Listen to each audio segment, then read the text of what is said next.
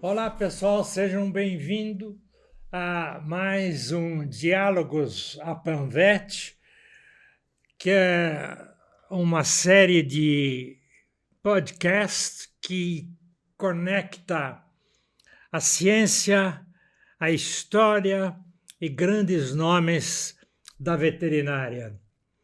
Hoje temos a grande honra de receber um dos maiores nomes da medicina veterinária da reprodução no Brasil e no mundo.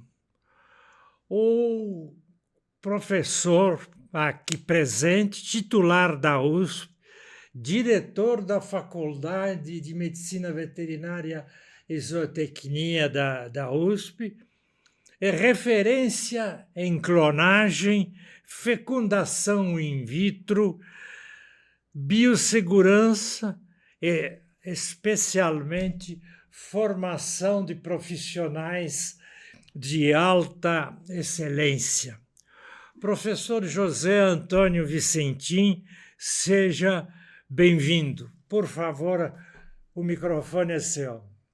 Bom dia, Alexandre. Muito obrigado pela gentileza, pelo convite, né? É sempre uma honra e nós que somos os imortais da Panvet, né? É sempre importante estar aqui e contribuir, né? Eu acho que tudo que a gente possa contribuir, por exemplo, eu já tenho quase 50 anos de formado, né? Então tem uma história. Eu acho que essas coisas precisam ser contadas mesmo e principalmente essa nova geração, né, dos colegas que têm interesse em fazer a medicina veterinária, né? Eu acho que a medicina veterinária hoje ela mudou do passado, ela hoje se preocupa com o animal, ela se preocupa com o ser humano e ela se preocupa com o meio ambiente. Então é um tripé que sobrevive. E o Brasil hoje é um grande país, principalmente exportador de proteína animal, e se deve muito à medicina veterinária, né? Eu acho que nessas últimas 30 anos, a medicina veterinária ela foi fundamental na transformação da pecuária brasileira. Muito bem, professor.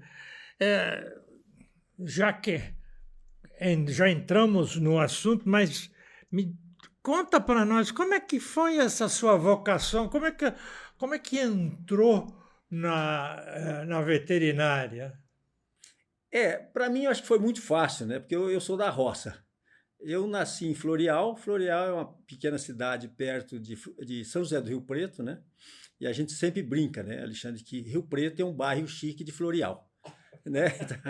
E aí depois, com 50 dias de vida, eu mudei para Santa Fé do Sul, a minha família, óbvio, né? Então, eu sou descendente de italianos, e italiano tinha sempre aquele coisa, vou para o sertão para aumentar a produção, essas coisas todas. Então, eu fui para Santa Fé do Sul e fiquei lá até os 18 anos. E aí sim eu vim para São Paulo. E eu só podia, a minha chance era vir para São Paulo porque eu tinha que trabalhar e estudar. Então, e depois quando trabalhando e depois quando surgiu a oportunidade de fazer vestibular, foi muito simples escolher, porque era o dia a dia meu que eu fazia lá durante toda a minha adolescência, que era cuidado dos animais, né? Dos porcos, das galinhas, dos cavalos, das vacas. E era a minha rotina, né? Eu tinha quando lá nessa época os meninos tinham responsabilidade.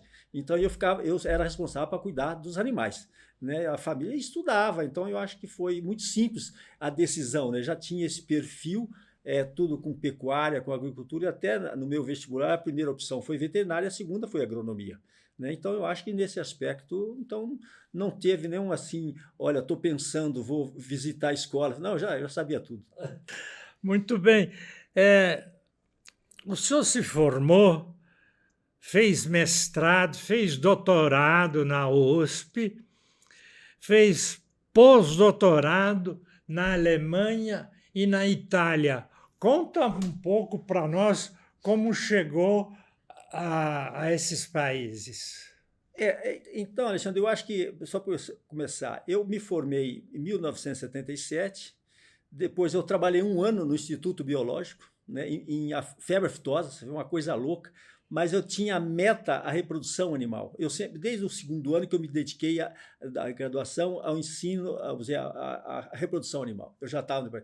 Fiquei esse período, depois eu fiz o mestrado, né, em reprodução animal, depois fiz o doutorado, e depois do doutorado que eu permitia, que eu fui fazer um pós-doutorado na Alemanha.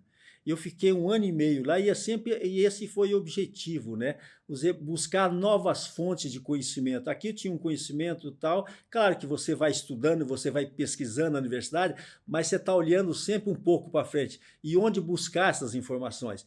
E Hannover era a fonte principal, porque eu tinha um contato muito bom lá, da nossa escola tem um contato muito próximo, convênio com Hannover, e tinha o professor Han, que era especialista na área de transferência de embriões. Até então eu trabalhava sempre com inseminação artificial aqui, estava desenvolvendo essas coisas. Mas depois eu falei, eu vou migrar para essas novas tecnologias.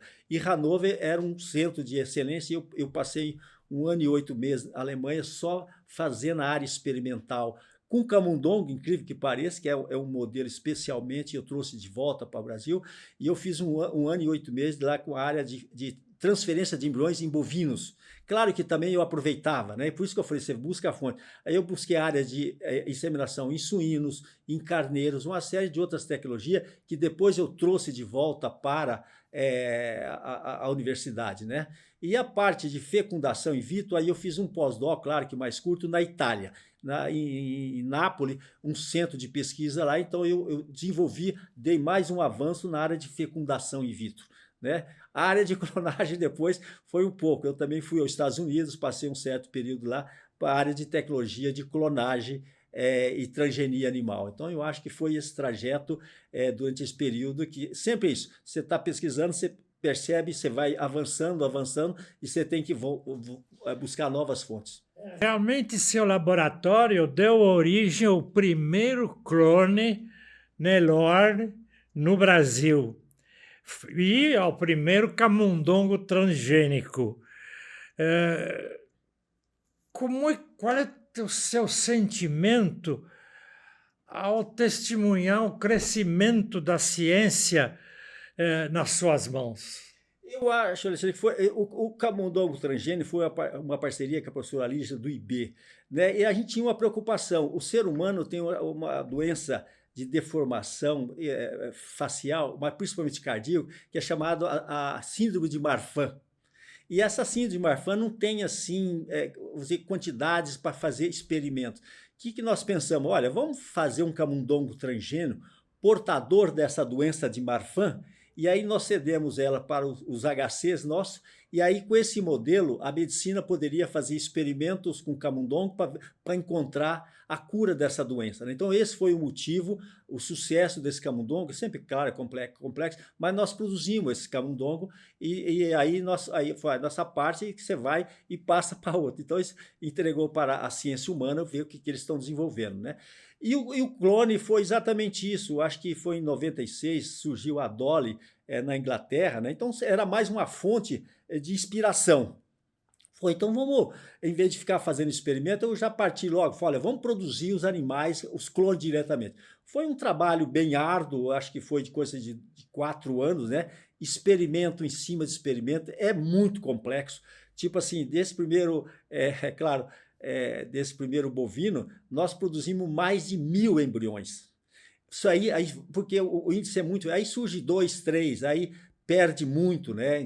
E, infelizmente, nós produzimos 2 clones, né? Um macho e uma fêmea.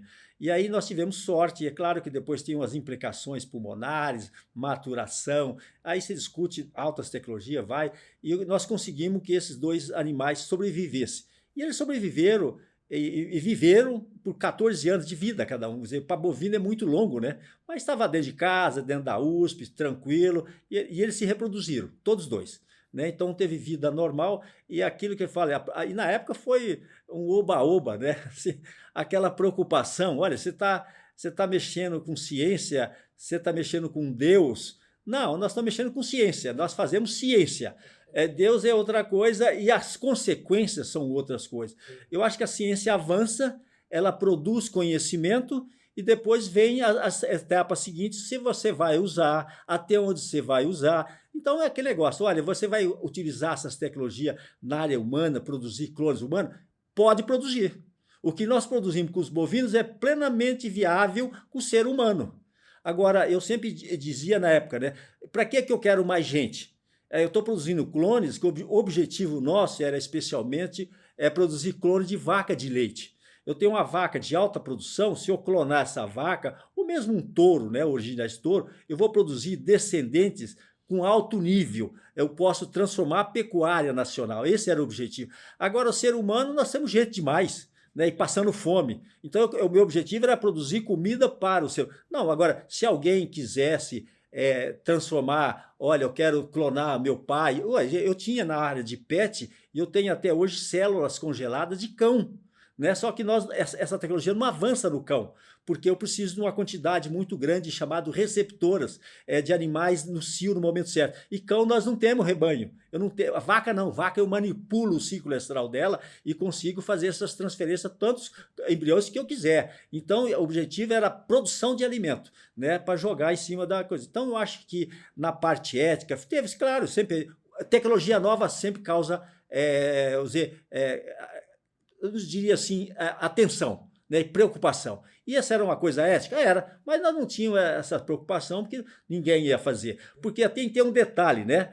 O clone, ele é geneticamente igual ao original, mas o comportamento é totalmente diferente, porque é meio ambiente. Então você imagina, se eu for clonar o meu avô, eu tenho o meu avô geneticamente, mas um ser humano do século XXI. Não é do século XX que era meu avô. Não tem o comportamento totalmente diferente. E se você pegar dois gêmeos, que são gêmeos univitelinos, e você tratar os dois em ambientes diferentes, eles são diferentes. Eles são geneticamente iguais, mas o comportamento é igual. Então, eu acho que isso, no começo, começou aquela preocupação. Quem que não queria ter seu avô, sua avó, seu pai, né? O seu neto do seu lado? Todo mundo sonhava desse jeito. Mas aquele cão de estimação. Mas hoje as coisas eu acho que vai mudando, vai tendo outra consciência e o objetivo muda, né? Então eu acho que a preocupação da clonagem nossa foi, primeiro, o transgênico era saúde humana e o clone era produção de alimento. Eu me recordo, foi um acontecimento quando foi noticiado o nascimento dos clones na faculdade. E você acabou de falar que viveram durante 14 anos. Que beleza! Então, realmente, são clones que outros clones vivem 5, 6 meses e depois morrem. Esses foram prorrogados. Isso, exatamente isso. Tem muitos que abortam, né? Não chega nem ao final da gestação, né? Porque tem modificações, vamos dizer assim, porque é uma célula adulta, não é um embrião. Então eu pego uma célula de pele, né? E aí nós temos um tratamento químico e elétrico e eu transformo essa célula como se fosse uma célula embrionária. Aí ela precisa se desenvolver. E tem toda a parte de ligação de cromossomos, uma série de coisas. Uma ligação de um cromossomo, de um par de cromossomos que der errado, muda totalmente e aí inviabiliza esse animal, né? Então esse acho que felizmente deram tudo certinho com eles e morreram por idade. Também o senhor esteve à frente da Comissão Nacional de Biossegurança. Quais são os desafios regulatórios desta comissão? Quais são os desafios sociais? E o que nós precisamos para enfrentar e ampliar o uso seguro das tecnologias? Alexandre, eu acho que a área, exatamente, que é chamado os organismos geneticamente modificados, OGMs, isso teve, na época também, uma grande discussão, principalmente com a agronomia, né? A parte de modificação genética de semente, de soja, de milho, de arroz, uma série de coisas, né? Então, eu acho que isso teve uma discussão muito forte e foi lá, realmente, na época, na CTN-Bio, que é um órgão que é composto por vários ministérios. E eu, na época, eu representava o Ministério da Agricultura. Né? Então, eu acho que a gente tinha uma preocupação, e lá é discutido cientificamente. Ninguém vai lá querer fazer, olha, vou lançar um OGM de qualquer jeito. Isso precisa estar todo experimental, tudo traçado cientificamente. E chega para a gente ciência. Né? É a mesma coisa. Se eu pego uma coisa, um arroz, você ter um arroz transgênico, e se der problema, você elimina ele. Agora, você imagina se você pega um peixe transgênico e solta no rio, você não pega mais nada, desapareceu tudo. Então isso precisa ter muita segurança. Então eu acho que hoje as universidades, a Embrapa é um órgão muito sério, que nós fazíamos todos os experimentos chegavam lá, era discutido entre todos, é ciência, todos os 22 membros da CETERBio são todos pesquisadores, inclusive do meio ambiente. Claro que nós tínhamos alguns embates até, eu diria, de ideologia, mas nós sempre nos batemos por ciência. E na hora certa foi liberado o arroz, o milho, a soja, desse aspecto. Porque nós temos, aí pensávamos de outro lado. Hoje a parte de inseticida, a agropecuária no mundo inteiro, ela utiliza muito desses controladores de pragas, né? E chega um momento, essas drogas, elas ficam resistentes, você não controla mais. O que era a nossa saída? Modificar essas espécies geneticamente resistentes a essas doenças, inclusive os animais. Esse é um dos sonhos da gente modificar geneticamente os animais, por exemplo, vaca. Uma vaca geneticamente resistente à febre aftosa. Então, outras doenças. E nós temos hoje muita coisa na agricultura que é isso. O que aconteceu? A gente fez os trabalhos científicos mostrando, eu modifico isso aqui geneticamente, é resistência a toda doença, e eu evito de jogar no meio ambiente, inclusive proteção ambiental, de um excesso de herbicida. E aí eu consigo fazer o quê? A minha produtividade aumentou e muito. Eu acho que nesses últimos 30, 40 anos, o que esse Brasil mudou em termos de produção, e nós devemos, principalmente na agricultura, as espécies transgênicas, né? O mundo todo. Depois, no começo, é aquele negócio, é resistente. Olha, eu não quero uma soja transgênica, um óleo transgênico, mas aí depois foram mostrando que aquilo cientificamente era correto, né? E até nós sabemos muito bem, né, que tem uma desculpa. Olha, tem uma vaca com aftosa lá no oco do Amazonas, totalmente isolada, não tem contato com o mundo, mas é comércio. Então, não vou importar carne mais do Brasil porque surgiu uma vaca louca no oco da Amazônia. Ou uma semente transgênica, eu não quero. Não. Então, eu acho que tem um jogo comercial de proteção de cada país. Mas depois, hoje o mundo inteiro exporta, importa, produz com sementes transgênicas. E essas empresas são muito inteligentes, elas não dormem no ponto, elas produziam inseticidas, controladores de praga. O que elas fizeram? Elas passaram a produzir sementes transgênicas. Então, eles estão fornecedores de sementes transgênicas, né? Então, eu acho que isso foi um grande desafio, mas hoje as coisas exatamente já acalmaram. Foi mostrado que quando você trabalha com ciência, experimenta, e ciência não é do dia para a noite, ela é longa. É por isso que o investimento na pesquisa, nas universidades, elas estão projetos longos, porque ela tem que ser feita. É igual vacina. Você não inventa a vacina, hoje aplica. Não, tem uma cadeia de experimentos até chegar para a Anvisa liberar. Realmente os OGMs tiveram um momento difícil dentro da sociedade, mas esse, felizmente, já passou. Já os cientistas conseguiram provar que os organismos geneticamente modificados são seguros. Exato, é ciência. Então, olha, a ciência vai mostrando isso, até chegar no momento que é liberado, né? Então, eu acho que não pode ser a coisa que eu invento da minha cabeça e lanço aí.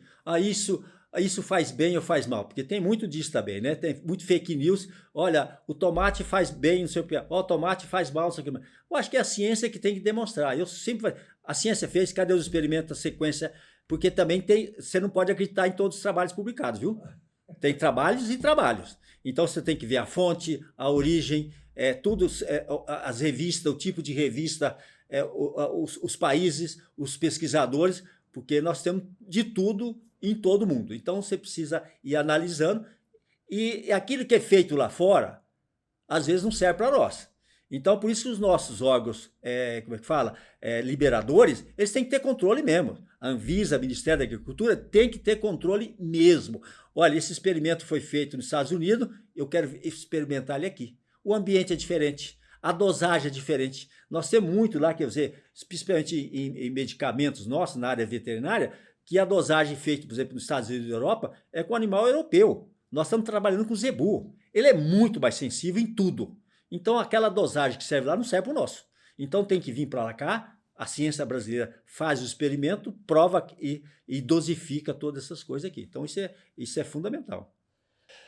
Bom, nós estamos vendo uma carreira científica de alta produção, mas, além disso, você tem mais de 50 orientados de mestrado, doutorado, pós-doc. O que te emociona nesse trabalho?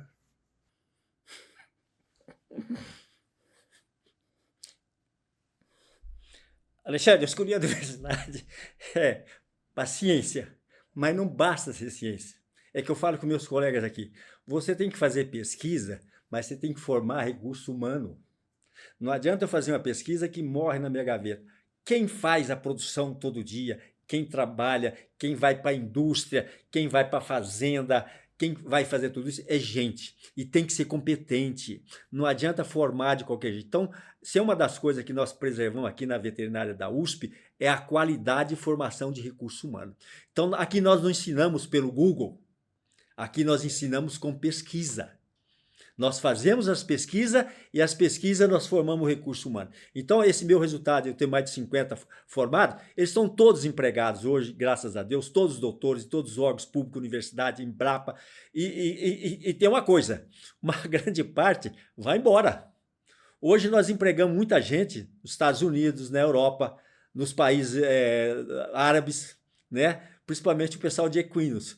Os países árabes agora mesmo pediu demissão um professor nosso aqui, que foi para a Arábia Saudita agora, para trabalhar lá. Então, isso eu acho importante, né? Faça as pesquisas e esses alunos são formados dentro do laboratório. Então, eles só saem com essa cabeça de pesquisa. Eles já vão para a indústria, não é uma indústria lá da fábrica, é um indivíduo que vai para a indústria pensante. Então, a indústria cresce, né? A pecuária cresce. Então, esse pessoal está levando essas tecnologias para o campo.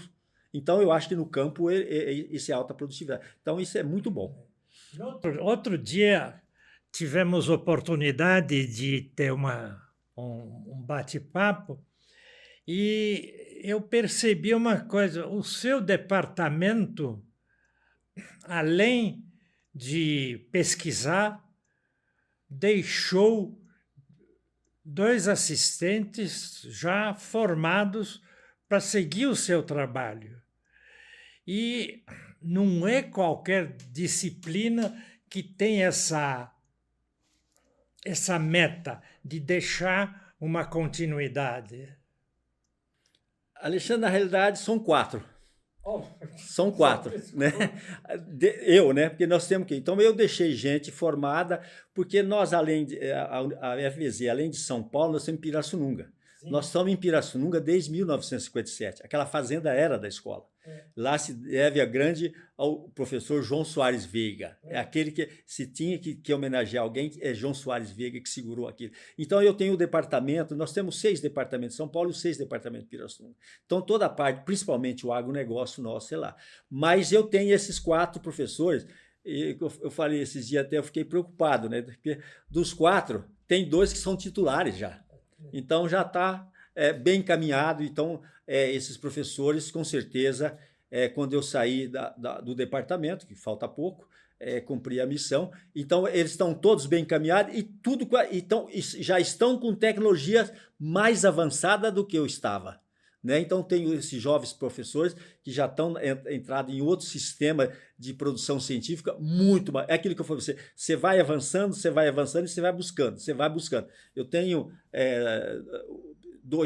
os 3 professores que estão ainda na ativa aqui no departamento são formados principalmente nos Estados Unidos. Né? Então, eles têm essa missão e têm convênio, contato com os Estados Unidos e com a Europa. Né? E no departamento tem com a Itália. Né? Nós temos a parte toda de produção de búfalo e essa tecnologia da reprodução. Nós temos muito um contato. E a parte da Alemanha, óbvio, né? Que é a parte de formação. E a Alemanha forma muito recurso humano. Então, eu tenho a minha formação, principalmente pós-doc. E a escola, né? A escola, ela é meio alemã. Você foi escolhido várias vezes como patrono e paraninfo dos seus alunos. O que esse reconhecimento dos estudantes representa para você? Eu acho, Alexandre, que é aquilo que você falou, eu acho que é a formação de recurso humano. Então é engajamento total, né? Mas eu sempre fui assim, eu não faço metade das coisas, que é para fazer, é para fazer. Então na parte de ensino, de graduação e pós-graduação, mas especialmente a graduação, eu tenho uma infraestrutura invejável, né? Tanto de laboratório quanto de animais. Não se forma veterinário sem animais, né? Isso não existe, né? Pelo Google, isso não existe. Então, eu acho que esse foi um reconhecimento da formação sólida, né? De dizer, todo ano, especialmente acho que na década de 90, a primeira década do século XXI, que foi o auge do meu laboratório, né? A produção e tal. Depois, é claro, depois de 2010 2008 para frente, eu comecei a me envolver com a administração da escola, né? Então, eu acho que também chega no momento, e eu fiz toda a minha carreira científica, consolidei ela toda, eu deleguei para alguém, já vinha atrás, eu falei, isso aqui já está pronto, e chega um momento, você tem que ajudar. Eu ajudo não só a escola da administração, mas eu ajudo a universidade também. Então é um fardo, entre aspas, pesado, mas não é pesado não, viu? Porque é uma coisa que eu tenho que fazer que aquela escola que fez para mim. Então eu tenho o mínimo, e como eu falei, eu adoro infraestrutura. E eu não gosto e me incomoda um laboratório mal equipado, prédio caindo, falta de construção. Então eu tenho um engajamento no final de carreira que eu estou me dedicando em corpo e alma à administração. Então nesse momento eu larguei a parte de pesquisa e pós-graduação. A graduação não, eu continuo, mas esse eu deleguei para os meus colegas, que esse período eu me dedico à administração da escola para ver se eu consigo construir e deixar um legado para os jovens. Bem, a internacionalização do ensino é uma de suas bandeiras. Por que você acha que é urgente da ciência brasileira ampliar suas conexões no mundo? Alexandre, a Universidade de São Paulo ela é internacional. A nossa escola tem uma internacionalização forte na área de pós-graduação e de pesquisa. Porque o professor vai aos Estados Unidos, se conecta a um grupo de pesquisa, desenvolve pesquisa junto, troca pós-graduando, mas a graduação, ela às vezes eu diria, como é que fala assim, ela tem um certo preconceito quando você não tem um reconhecimento internacional. Então eu fui buscar isso, acho que em 1918, você vê que 2018, que eu comecei com esse trabalho, e foi juntamente com Hannover e com a França, onde que está o IVEA, que é a sede do Escritório de Internacionalização Europeu. O americano é mais complexo, né? Então nós descobrimos isso aqui e juntamente com a França e com a Alemanha, nós nos inscrevemos nesse programa internacional, porque se eu tiver uma acreditação internacional, significa que o curso de graduação ele é reconhecido internacionalmente. Então, a troca de estudante é muito simples. Eu mando um estudante para a Europa, eu mando um estudante para os Estados Unidos, e eles mandam para mim também. Há uma troca, então essa troca é cultural, ela é muito boa. É claro que eu recebo muito estudante hoje da África e da América Latina, né? Mas a Europa e os Estados Unidos, o grupo é só pós-graduando que troca. Então, com essa internacionalização, já teve várias visitas, já vieram aqui, e eu estou finalizando, eu espero que para 2026, e essa comissão já é a segunda comissão, porque eles vêm, faz um raio-x da sua escola. Olha, você tem esse defeito, isso aqui, isso aqui, isso aqui, isso aqui. Te faz um checklist e você tem que corrigir. Então, essa é a minha missão. Por isso que eu estou voltando agora, esses próximos 3 anos, especialmente em 2026, que eu quero ver se eu deixo a escola elaborada com esse foco que essa comissão final venha fazer. Não que a comissão final venha à prova, não é isso, né? Eu tive lá em Hannover, imagina Hannover, que é muito estruturada, lá muito dinheiro, e em 2019 que eu estive lá, ele estava recebendo a comissão formal e eles diziam, falta isso, isso, isso. Corrige isso que já está. Então, esse é o nosso objetivo. Eu quero ver se eu consigo deixar essa parte geral. A pesquisa já está sedimentada, a pós-graduação, mas a graduação. Nós queremos ser reconhecidos no mundo, que nós temos o mesmo nível internacional, não estamos abaixo de ninguém. Então, eu acho que a escola já faz isso. Ela já faz isso, ela tem competência, mas eu preciso desse título para que possamos competir. Mas É mais para receber do que para ir. você acredita que os nossos alunos estão prontos para liderar globalmente a pesquisa, a medicina veterinária? Alexandre, eu falo em nome da FVZ, da nossa escola. Eu sempre digo, a primeira palavra que eu digo quando o aluno entra na escola é o seguinte, meu caro, vocês entraram aqui e aqui nós vamos formar lideranças. E eu não quero fazedores de tarefas. Então aqui os senhores estão aqui, vocês têm uma missão. Aqui é difícil, é complexo para quem não estuda.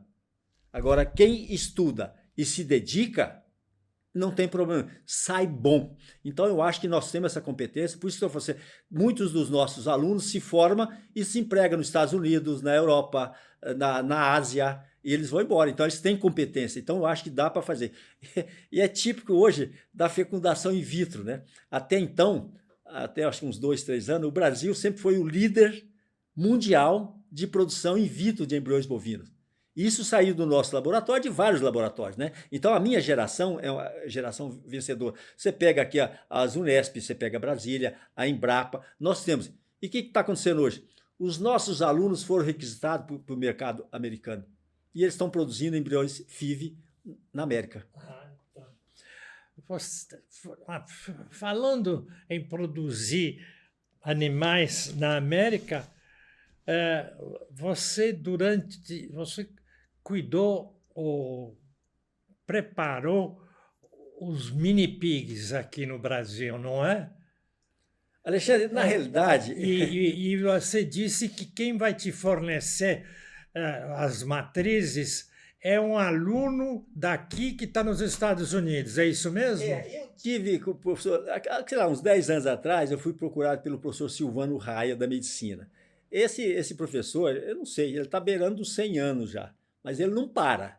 Né? Nós começamos a sonhar com esse mini pig, aí depois deu uma esfriada, e agora a universidade, através da professora Maiana Zato, do Instituto de Biociência, juntamente com o professor Silvano Raia, eles montaram um mega biotério de produção de mini pig na cidade universitária e estão fazendo um biotério no IPT, para produção de mini pigs, para poder transplante de órgão. Exatamente isso. Esse mini pig, a matriz dele vem dos Estados Unidos, de uma empresa americana.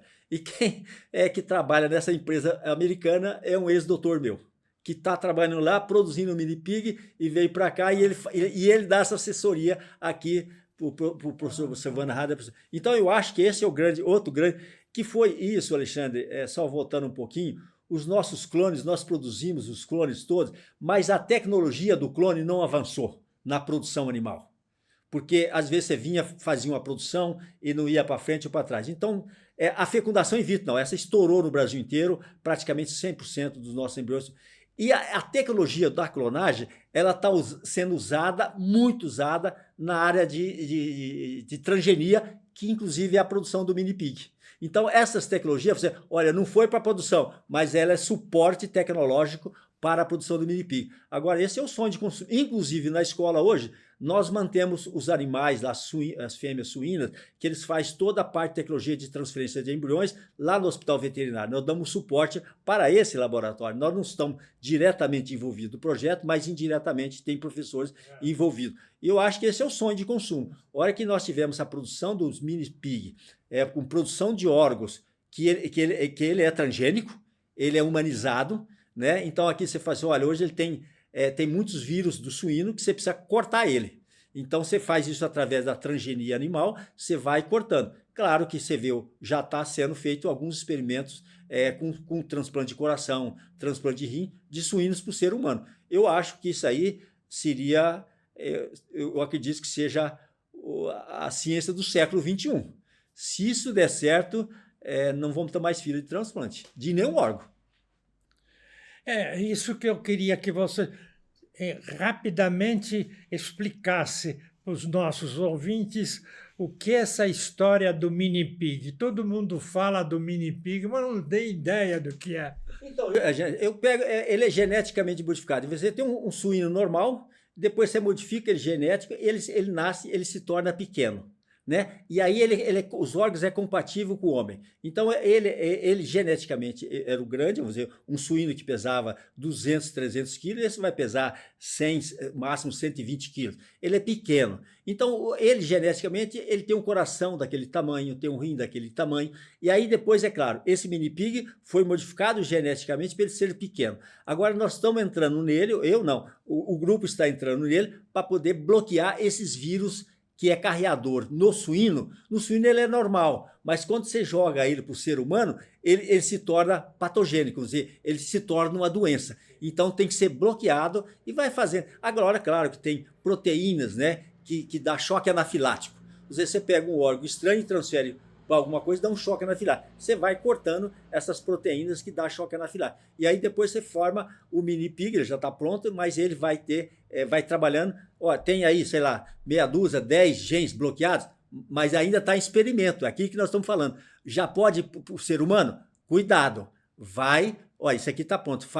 Aconteceu isso. E aí se vai fazendo, cortando e aprimorando a chegar no momento que nós possamos, é igual o milho transgênico, a soja transgênica, que não faz mal para ninguém. Vai ter um mini pig compatível com o ser humano, que os seus órgãos transferidos para é igual o homem, o ser humano. Você transfere um órgão de uma pessoa para o outro? Não, tem que ser compatível. Mesmo dentro da espécie humana, ele tem que ser compatível. Então ele vai chegar a esse momento, eu acho.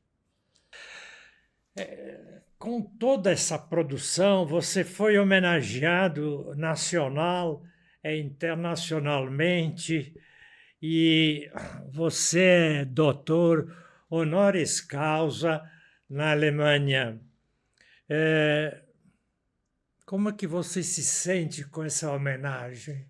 Eu acho que, Alexandre, isso aí foi um reconhecimento internacional da qualidade da minha pesquisa. Aqui, nós temos aqui outros eventos aqui no Brasil, a gente sempre nos congressa, mas isso aí eu acho que veio realmente sacramentar a qualidade da pesquisa do meu laboratório internacionalmente. É um título que eu diria, em termos de ciência, eu diria que é o maior título dentro da ciência. Esse doutor honoris causa, né? Então, é produção científica, é qualidade da ciência e que você contribuiu com a ciência. Então, isso é porque eu fiz na Alemanha, eu trouxe a tecnologia aqui, aprimorou, volta. Então, esse entrosamento. Então, foi um reconhecimento internacional da qualidade da pesquisa do meu laboratório. Eu ia perguntar o que te motiva ainda com tantos prêmios que você já recebeu, mas você já disse. Agora o seu legado é administrativo e não é pequeno. Não. É muita coisa para fazer, mas é o que você gosta.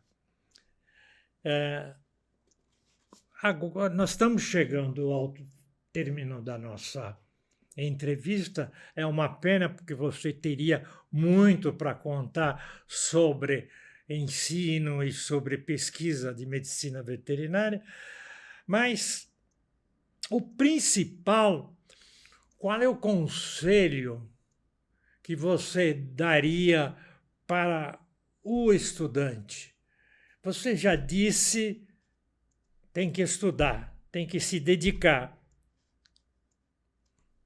Tem mais algumas orientações que você tem que dar, vai dar para o recém-ingressado? Alexandre, eu diria antes do recém-ingressado. Eu acho que quando você é determinado, você quer uma coisa, você não é barreiras que te para, né? Não é tombos que te para.